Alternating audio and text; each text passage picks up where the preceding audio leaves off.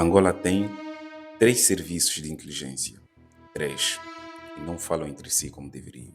Num país com dimensão geopolítica de Angola, hoje vamos perceber porquê e o que isto custa ao país.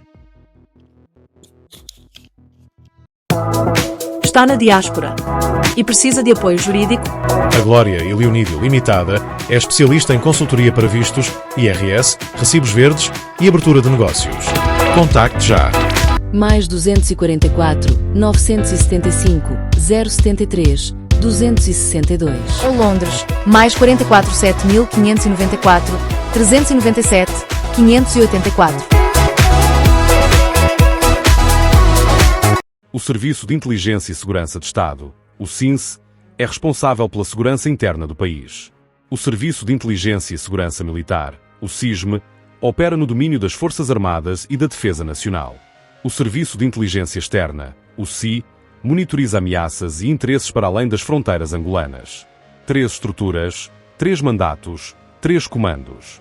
Na teoria, uma arquitetura capaz de cobrir todas as dimensões da segurança nacional. Na prática, um sistema fragmentado, onde cada serviço opera como uma ilha, sem pontes sólidas para os outros dois. Angola não é um país qualquer no tabuleiro geopolítico africano.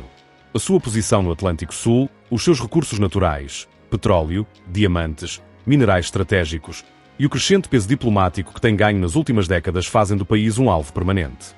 Um alvo de interesse económico, de espionagem, de influência e de manipulação. Grandes potências e redes de criminalidade organizada olham para Angola com atenção e com intenção. Diversos atores estrangeiros têm investido no país de forma intensa e, por vezes, opaca, perseguindo objetivos que nem sempre convergem com o interesse nacional. Particularmente preocupante é o envolvimento de figuras políticas e militares angolanas em parcerias e alianças com agentes estrangeiros, estabelecidas frequentemente à margem dos mecanismos de supervisão do Estado. Estas ligações fragilizam a soberania e criam vulnerabilidades que um sistema de inteligência fragmentado não consegue identificar nem neutralizar. A desarticulação entre o SINSE, o SISM e o SIE resulta de 4 dinâmicas institucionais enraizadas. A primeira é a competição por influência. Dentro de qualquer aparelho de inteligência, a informação é poder. Quem a detém tem acesso privilegiado aos centros de decisão. Partilhá-la significa ceder uma parte desse poder. O resultado é previsível. Cada serviço trata os seus dados como ativo estratégico próprio, resistindo à partilha mesmo quando essa partilha serviria o interesse nacional. A segunda dinâmica é o secretismo excessivo. O sigilo é inerente ao trabalho de inteligência. Protege fontes, métodos e operações em curso. Mas quando esse secretismo impede a circulação de informação essencial entre serviços que servem o mesmo Estado, deixa de proteger o país e passa a proteger os serviços uns dos outros. É uma inversão perigosa de prioridades. A terceira razão é estrutural. Simplesmente não existem mecanismos permanentes de coordenação. Não há um centro de análise conjunta onde analistas dos 3 serviços trabalhem sobre os mesmos dados em tempo real. Não há protocolos formais de partilha de informação. Não há interoperabilidade tecnológica. Os sistemas de cada serviço não comunicam entre si. Cada instituição tem as suas plataformas, as suas bases de dados, os seus processos internos. É como ter 3 médicos a tratar do mesmo doente sem nunca partilharem as análises clínicas. A quarta razão é cultural. A autonomia institucional é vista, dentro de cada serviço, como um valor em si mesmo. Cooperar com o serviço irmão é quase percebido como uma ameaça à identidade própria. E culturas institucionais não se mudam com decretos. Mudam-se com liderança consistente, com reformas profundas e com uma visão clara partilhada por quem está no topo do sistema. Ok, caros amigos. 4 razões, todas evitáveis, mas nenhuma resolvida. O que me preocupa não é a existência do problema. É a normalização dele. A ideia de que é assim que as coisas funcionam e não há nada a fazer. E enquanto esta mentalidade persistir, o país continua a pagar o preço. Vamos ouvir mais uma vez. As consequências desta fragmentação são concretas e graves. A primeira é a perda de capacidade de antecipação. A inteligência eficaz não serve para explicar o que já aconteceu. Serve para identificar sinais antes do evento. Esses sinais raramente aparecem todos no mesmo lugar. Um dado está no SINSE, outro no SIE, um terceiro no SISM. Isolados, nenhum diz nada. Cruzados, pintam um quadro. Sem integração, esse quadro nunca é pintado. O sistema torna-se reativo. e sistemas reativos chegam sempre a tempo de contabilizar os danos, nunca a tempo de os evitar.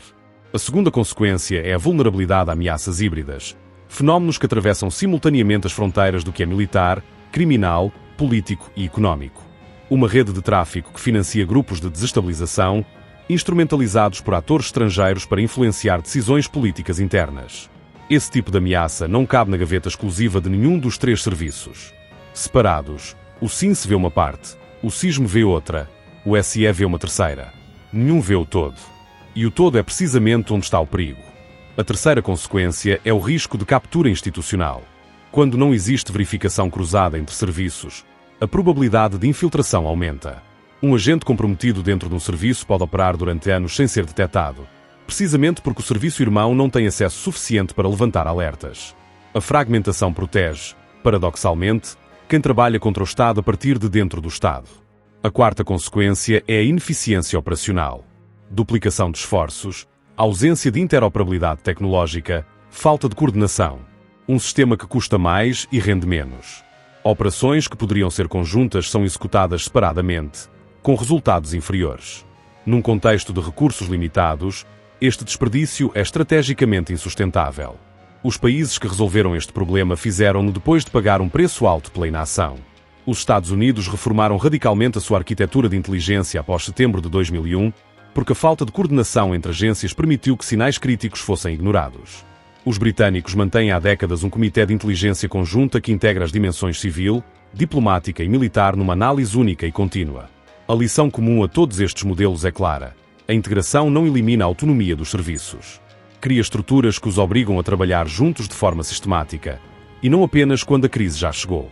Angola tem os serviços, tem os profissionais, tem a experiência acumulada. O que falta é a vontade política de reformar e a coragem institucional de abandonar a lógica do silo. Muito bem, caros amigos, isto que ouviram não é ficção, não é teoria. É retrato do sistema de inteligência angolano. Três serviços que deveriam ser um punho fechado, a funcionar como três dedos separados. As ameaças que Angola enfrenta, nosso país, não têm essa paciência. Estão organizadas, coordenadas e não esperam que nos entendamos. Quem ganha com esta ruptura não é Angola.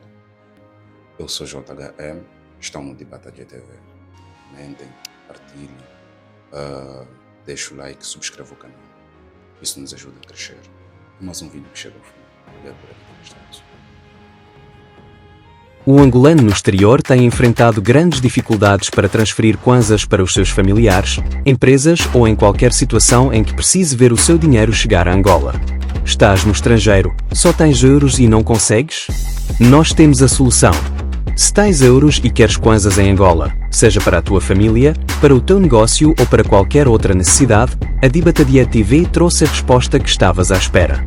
Rápido, seguro, sem complicações. Liga agora pelo WhatsApp 244 921 37 31 00. Liga agora. A solução está a um clique de distância. Uma solução apresentada pelo Dibatadia TV para o angolano onde quer que esteja.